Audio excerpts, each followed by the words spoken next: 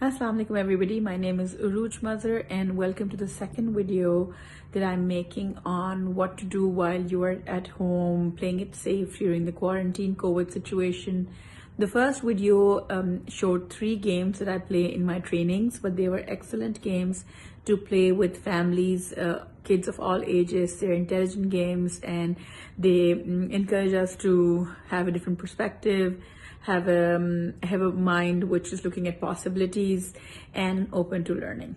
In this video, I'm going to highlight 3 things. These are fairly unique ideas which we can do as a family again to sort of like things, because when we're running out of what to do at home with our family. So the first one that I really like, and I tell a lot of my clients about this idea, is starting a family WhatsApp gratitude group. So we all have family groups. I have a couple of family groups where we sort of like update each other. These can be classical, the immediate family or the extended family. I suggest we start this off with the immediate family first. It's easier to manage like that. All you have to do is every day put down in that group one thing that you're grateful for. So when parents demonstrate this, it's easier for kids to follow suit. When one family member is not writing something, you can talk to them, ask them what's going on. Don't be judgmental, encourage everybody, whatever they write. The point is just that it's a group to note those feelings down of gratitude and not to think or talk, or you may do that if you want, but in order to encourage people to sort of post on that group, you want to just let it be and just encourage people to be creative about it. The second idea that I have is family broadcast. And this is just not to broadcast on social media or anywhere, but just for your own internal uses.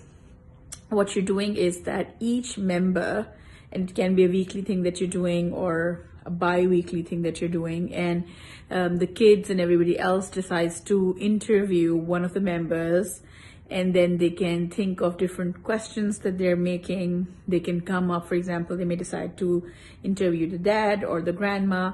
So let them come up with 10 interesting questions. It can be, and everybody else can be in the audience. And that way you're basically instigating and almost encouraging people to have a different set of perspective in asking questions and getting to know our family, which we kind of take it for granted as to, if you went ahead and asked, what's your dad's most favorite song, or what's his favorite memory, or what did he learn, or what did she learn?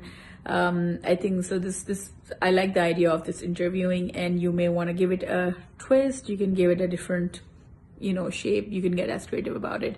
The idea is to encourage conversation and give it a shape so that it doesn't feel heavy, because when people need to have conversations with each other just for the sake of conversation, it can get awkward and you're not sure how to go about it.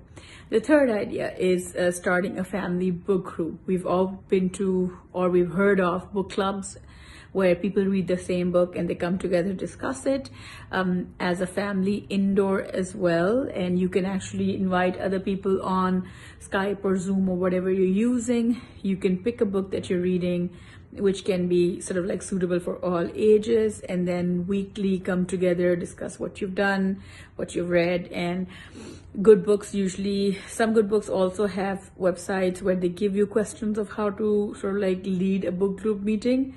Again, the leader role of the book group can change every week or month depending on how you're doing it. And it can sort of like also teach young kids or older kids responsibility and leading that role as well. So these are the 3 tips for things you can do with your family at home. If you want, please go ahead and watch the previous video, which has 3 training games to play, and stay tuned. I will be bringing more ideas. Stay safe. Bye-bye.